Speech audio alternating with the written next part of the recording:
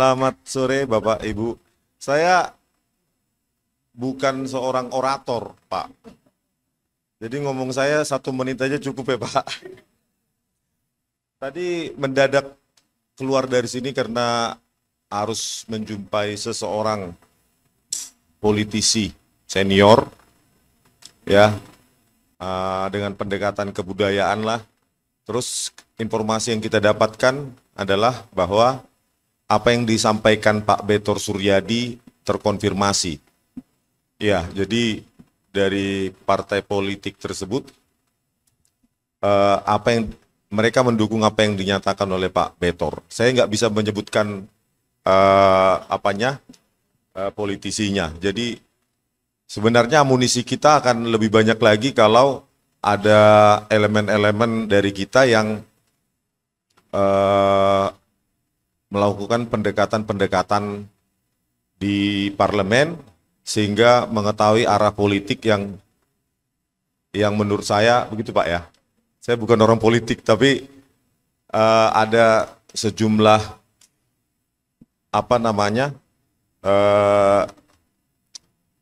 politisi yang bisa didekati secara kebudayaan untuk mengetahui perkembangan pemikiran mereka. Begitu aja lah masalah politik. Kalau masalah skripsi palsu, ijazah palsu, ya dimulai dari yang nanti akan kita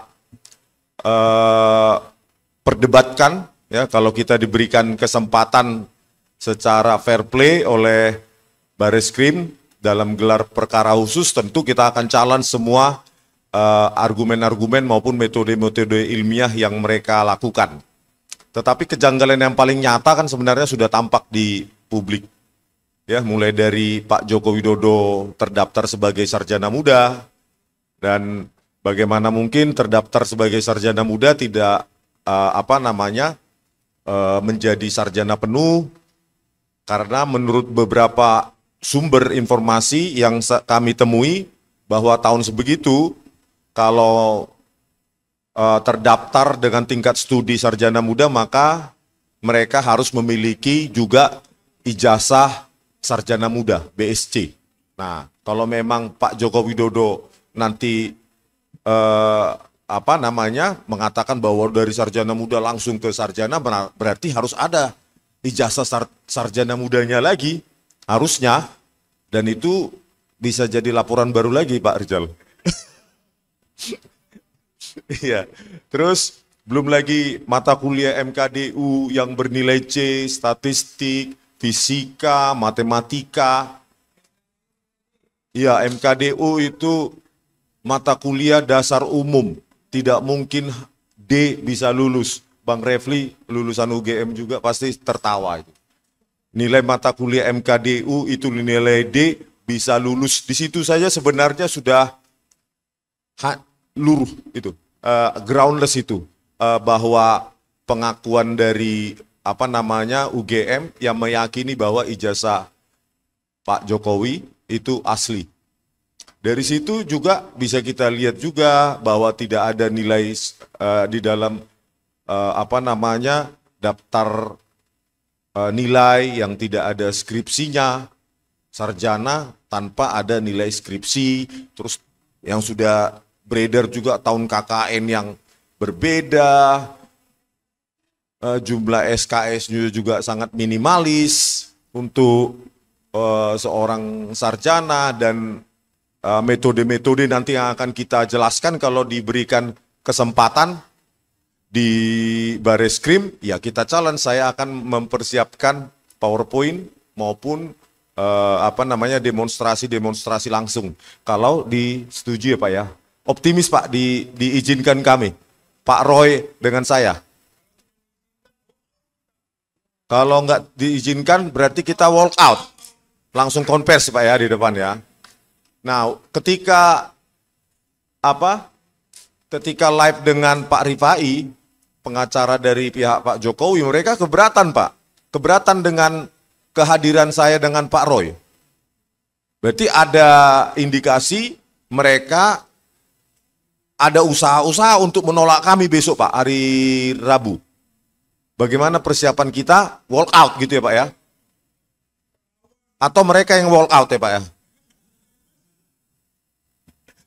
Jadi mulai dari skripsi, ijazah, saya sudah mempersiapkan sejumlah metode dan itu harus berupa counter attack dan kalau bisa itu diliput oleh media secara terbuka.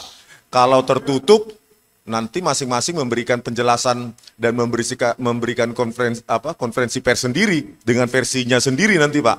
Sebaiknya itu diverifikasi dengan kita paksa atau kita tekankan supaya media bisa meliputnya secara terbuka. Bisa itu Pak? Pak Marwan bisa? Seharusnya bisa ya Pak ya?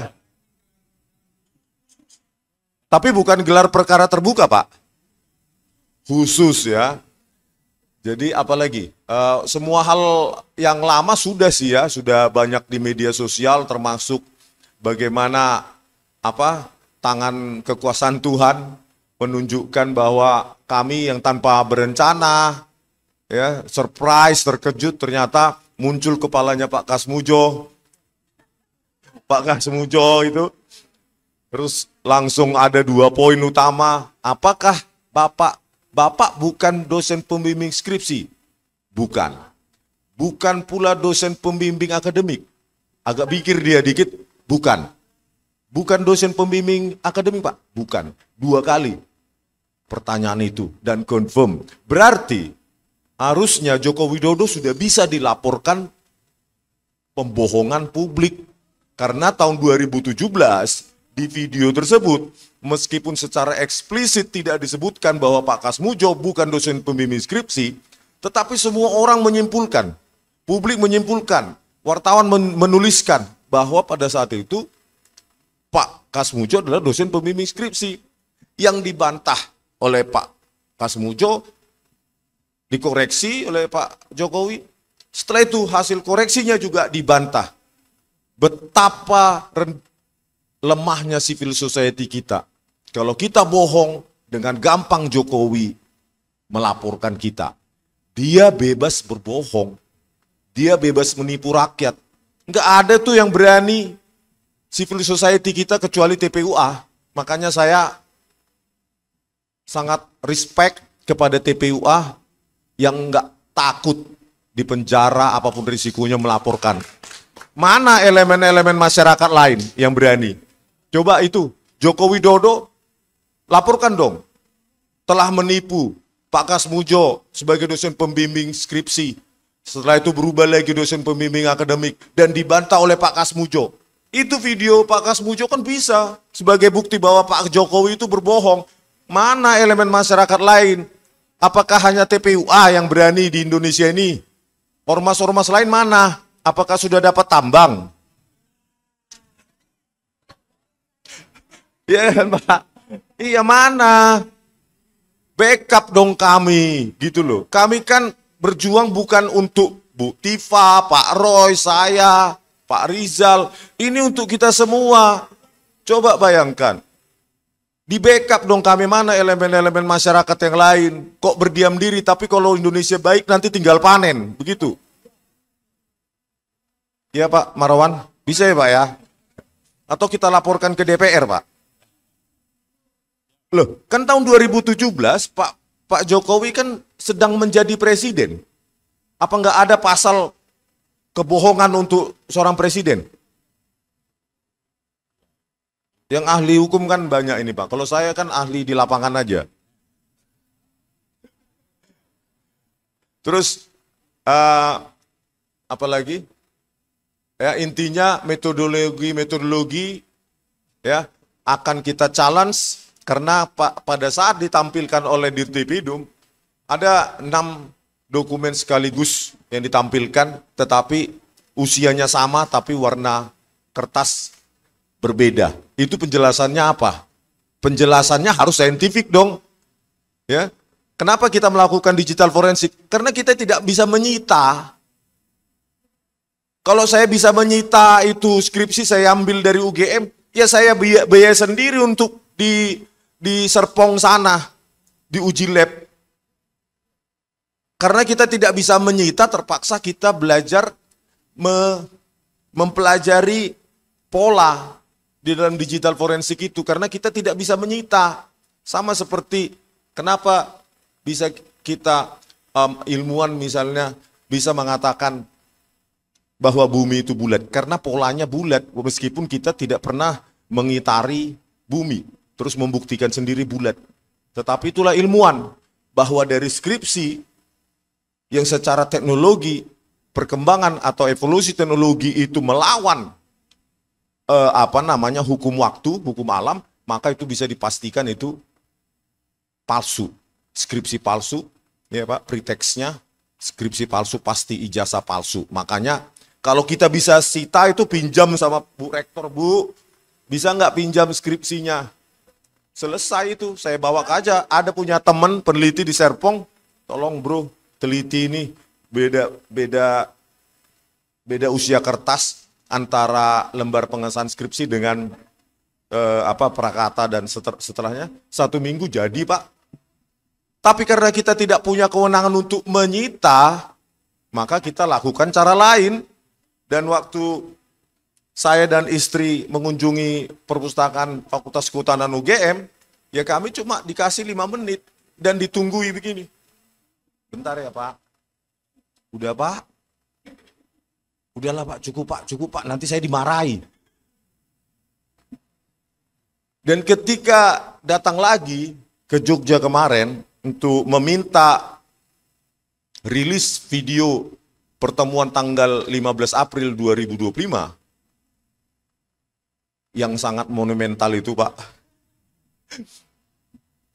satu pun pejabat UGM tidak ada yang berani mengeluarkan statement, tanggapan, apalagi menjumpai.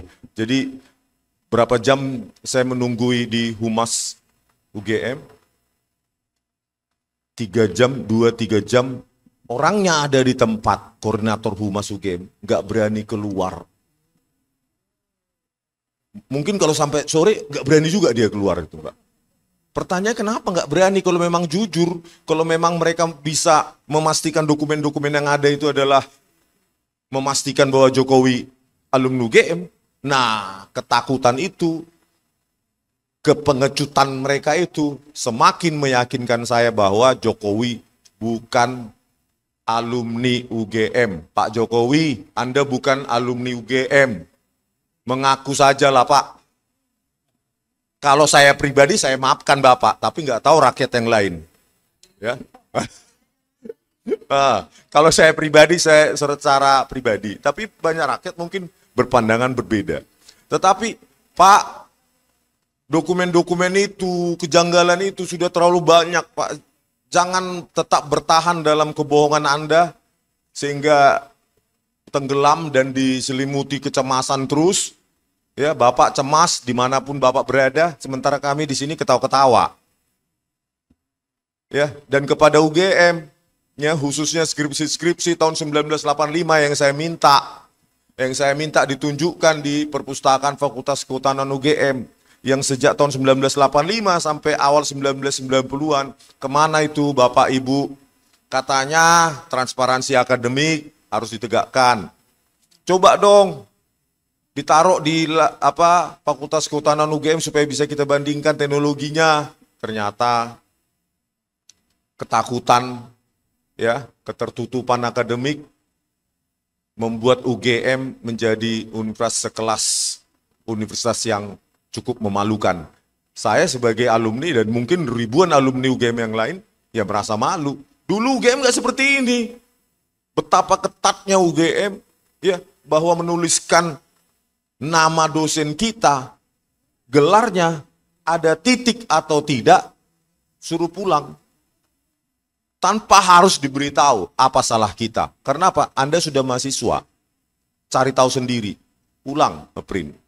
Bayangkan, skripsi atas nama Joko Widodo, lembar pengesahan skripsi tidak ada kapan dipertahankan di depan Dewan Penguji. Siapa pengujinya, tanda tangannya bagaimana.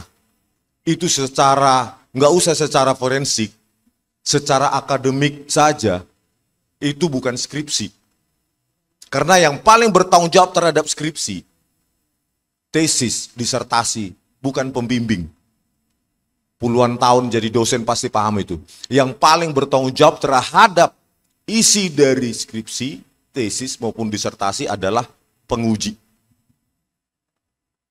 Penguji. Tanpa ada tanda tangan penguji, maka skripsi itu sama dengan toilet paper. UGM, ya, saya nggak bermusuhan dengan alma mater yang saya cintai, yang saya sayangi. Saya bermusuhan pada kalian-kalian yang memanfaatkan UGM untuk kepentingan pribadi kalian. Ya, saya bermusuhan pada kalian, ya, karena nanti ada relagama, ya, sejumlah alumni Gajah Mada juga yang akan membuat gerakan-gerakan yang setuju dengan pendapat saya. Kami tidak ingin UGM yang kami cintai, yang kami saksikan bagaimana dosen-dosen kami mendidik kami dengan hidup kesederhanaan, dalam kesederhanaan, yang cinta pada integritas akademik. Kalian coreng Profesor Ova Emilia, Wakil Rektor, Wening Udasmoro, dan lainnya yang mewakili UGM sekarang. Kalau tidak bisa kalian tunjukkan dokumen-dokumen yang membuktikan atau mematahkan argumen kami, dan membuktikan bahwa Pak Jokowi adalah lulusan UGM, terbuka, maka lebih baik mundur. Mundur, Bu Ova Emilia, mundur, Bu. Ya, karena apa? Sebenarnya Joko Widodo akan runtuh dengan sendirinya kalau UGM jujur. Runtuh. Makanya saya bilang, setelah dari Jakarta ini saya akan sebulan, tiap hari saya akan mendatangi UGM. Karena akar masalah adalah di UGM. UGM, Bu, jangan menjadi universitas penipu. Tidak ada satupun skripsi di UGM yang tanpa ada tanda tangan penguji. Ayolah Bu Ova Emilia, kembalikan alma mater kita, kebanggaan kita, menjadi universitas yang bermartabat lagi. Ya, jangan hanya karena Joko Widodo, semua aturan birokrasi atau aturan akademik kalian langgar. Sayangi alma matermu, ingat Bu Ova Emilia bagaimana Anda dididik dengan dosen-dosen Anda dulu di kedokteran gigi, ya, kedokteran gigi. Bu Ova. Wah, kedokteran umum UGM, ya, dosen-dosen kita dulu yang kebanyakan sudah almarhum. Ingatlah itu, Bu. Ya, jangan Bu Ova, jangan memakai seseorang yang sekarang menjabat komisaris padahal dia bukan lulusan UGM, ya. Dia cuma lulusan Ruko University 3 lantai. Bagaimana itu menjadi pembela UGM yang paling die hard? Kan konyol. UGM punya orang-orang pintar. Skripsi itu Bu Ova kasih ke Fakultas Teknik Elektro, selesai 1 hari mereka simpulkan itu bodong. Ayo libatkan ahli-ahli dari UGM sebelum nama UGM hancur. Ya, jangan libatkan lagi itu die hard Jokowi, relawan Jokowi, ya, Projo lah, apalagi itu Joman lah, apalagi itu sedulur Jokowi lah. Memangnya UGM nggak bisa membela dirinya sendiri, ya? Ya, masa cuma Sylvester Stallone yang lulusan Ruko University menjadi die hard pembela pembela UGM sih? Dia bukan alumni UGM. Siapa lagi itu? Pitra Romadoni bukan alumni UGM. Andi Aswan bukan alumni UGM. Ya, kami tahu aturan akademik yang dijunjung tinggi di UGM, sehingga kami sangat yakin UGM bermain, maksud saya pengurus UGM bermain di sini. Pasti itu. Karena kami ya lahir dari rahim UGM. Kami paham aturan UGM yang sangat ketat. Kalau Sylvester ya nggak tahu. Sylvester tahunya bagaimana menjilat supaya jadi komisaris. Sama seperti Ade Armando yang sekarang jadi komisaris PLN. Yang dengan enteng dia di YouTube-nya mengatakan saya dungu. Ade Armando kau bisa menjadi penjilat Jokowi, tapi jangan sekali-sekali mengatakan saya dungu. Saya masih bermartabat, saya tidak membuat video yang mendungu-dungukan Anda. Karena kalau saya buat itu, saya sama rendahnya seperti Anda. Ya. Sejumlah kali ada orang yang menawarkan komisaris lah, jabatan inilah ke email saya. Saya bilang, pret. Makan tuh jabatan. Kalau malam ini saya mati, besok mati, biarkanlah saya mati bukan menjadi seorang penjilat seperti Anda, Ade Armando. Terima kasih. Langkah konkret apa yang sedang dan akan dilakukan untuk menyeret Jokowi and the gang ke lembaga internasional? Apakah sama seperti yang dilakukan di Filipina ke ICC atau yang lainnya? Nah, silakan Bang Resmond. Nanti Dr. Tipa juga kayaknya lebih ke Bu Tipa ini. Iya, iya. Posisi udah benar sini. Posisi seperti yang pernah saya jelaskan ya, sebenarnya penjelasan ilmiah tentang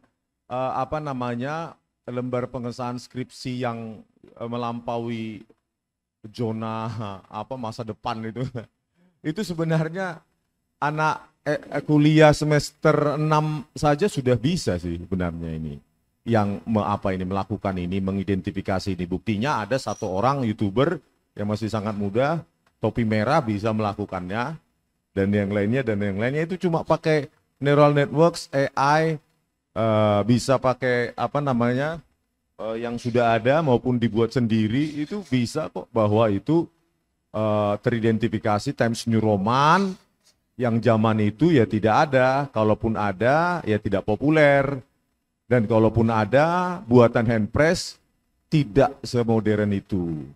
Karena apa? Ya, untuk Times New Roman yang sangat modern itu tipis dari kaki-kaki, lengkungannya itu sudah pakai algoritma kurva Bezier, yang itu orang IT pasti tahu. Ya, terkait dengan dukungan internasional, saya juga diam-diam juga sudah menghubungi para orang-orang yang terutama orang Indonesia yang ada yang sedang postdoc atau yang sudah kerja. Tetapi satu lagi, mereka takut kalau paspornya nanti dinonaktifkan, nggak bisa pulang, begitu Pak Marwan. Kan? Begitu, alasan mereka begitu, karena kami masih terikat negara Indonesia. Terus nanti paspor kami bagaimana Bang? Lah saya mau jawab apa Pak Marwan? Mereka punya keluarga, mereka punya pekerjaan di Indonesia, ini kan rata-rata dosen. Nah itu, tapi kalau ada orang-orang asing, saya nggak tahu legal standingnya boleh Bang? Yang ahli hukum, misalnya orang asing. Kalau orang Indonesia kebanyakan, jangankan di luar negeri, yang di Indonesia saja saya ajak takut, terus bagaimana? Mau saya seret, ayo. Nggak bisa memang, nggak mau. Caranya bagaimana menghardik mereka supaya berani? Saya yakin nggak usah di jauh-jauh ke UGM, di ITB, di UI ini juga banyak, cuma mereka nggak mau, memang pengecut. Mereka memikirkan, dosen-dosen itu memikirkan, aduh nanti sertifikat tunjangan dosen saya bagaimana? Nanti bisa seperti yang dialami Pak Betor nanti, Pak Betor Suryadi, tiba-tiba dinonaktifkan dari komisaris atau apa itu jabatannya kan? Nah mereka juga begitu, jadi nggak gampang Bapak Ibu untuk menghardik para peneliti untuk menjadi pemberani, apalagi lawannya adalah partai coklat. Kalau kita menjadi ahli di sisi polisi, pasti menang. Pasti menang. Nggak perlu keahlian sangat tinggi, karena ya ahli digital forensik Polri juga yang lulusan sarjana hukum juga ada. Itulah saking gampangnya kalau menjadi ahli di pihak polisi. Nah, kembali lagi ke kasus penggalangan para peneliti di luar negeri. Saya pesimis. Pesimis karena mereka takut, bukan karena mereka nggak bisa, mereka takut. Mereka takut, Pak. Jadi ya kalian yang ada di luar negeri ya ayo, jangan melihat Indonesia terus dari jauh. Ayo terlibat langsung perbaiki Indonesia ini. Ilmu kalian itu sudah sangat advance. Bapak Ibu yang di luar negeri jangan bilang Indonesia itu begini. Jangan cuma bisanya cuma menyepelekan bangsa kita. Seolah-olah tidak ada lagi harapan dan impian bangsa Indonesia. Gitu loh. Kalau kami bla bla bla nanti Pak Bu Tipa, Pak Roy, isilah titik-titik. Mau diapain pun kami. Terus apakah ini selesai? Ya tergantung civil society. Ya kalau ini selesai ya biarkan kami yang menjadi martir. Saya siap untuk itu. Gitu loh. Tetapi bagaimana tanggapan civil society begini? Hasil penelitian harus berakhir di meja penyidik. Seolah-olah meja penyidik itu sudah paham sekali dengan hasil penelitian kami. Coba. Bayangkan hasil penelitian bisa penyidik dengan percaya diri menanyai kami. Kalau saya menanyai bidang lain saja, misalnya ke hukum, ke Pak Refli Harun, nggak percaya diri saya.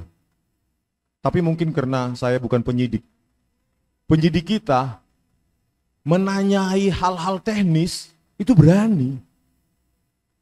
Penelitian berakhir di meja penyidikan. Pak Prabowo Subianto mau jadi apa demokrasi Indonesia ini, Pak? Lawan dong penelitian dengan penelitian. Ayo kita seminar. Pihak Jokowi, coba ya. Pengacara Jokowi itu ya yang mengatakan memang sejak awal Pak Kasmujo bukan dosen pembimbing skripsi, tetapi dosen pembimbing akademik, Yakub Hasibuan. Coba, harusnya kan Anda mengatakan memang menurut klien kami, bukan begitu. Terlalu percaya pada klien akhirnya blunder. Jadi oleh karena itu, ya kembali lagi, nasib demokrasi bangsa Indonesia ini ada sekarang kita di pemerintahan Pak Prabowo Subianto inilah Pak, kami punya harapan yang meskipun masih secuil. Jangan matikan demokrasi, Pak. Jangan matikan demokrasi. Bayangkan ini di negara maju. Bapak Prabowo Subianto katanya punya saudara banyak di Jerman. Bayangkan Pak kalau ini, apa yang kami lakukan ini, kajian-kajian kami ini terjadi di Jerman. Jerman pasti jadi negara dunia ketiga. Berpendapat, meneliti, bisa berakhir di penyidikan. Meskipun orang yang menyelidik kami atau yang menyidik kami itu nggak paham apa-apa. Nggak paham apa-apa. Betapa menyedihkan kami seorang dosen. Ya, Pak Roy, Bu Tipa. Harus duduk. Ya, kalau apa yang saya alami itu. Ya, di Kamdak Unit 3 ya, kalau nggak salah. Duduk 6 jam. 6 jam. Tempat duduknya itu nggak ada sandarannya. Itu sengaja menyiksa. Tempat duduknya itu kayak di terminal. Nggak ada sandaran. Itulah.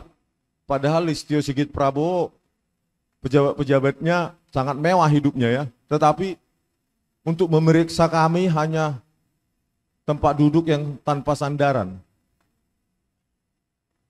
Hei peneliti-peneliti yang ada di Indonesia yang ada di luar negeri, jangan pengecut kalian. Kalau berani kalian pulang kalian, ya perbaiki Indonesia ini dengan penelitian kalian. Jangan kalian mencibir kami di sini hanya karena kalian berada di negara maju.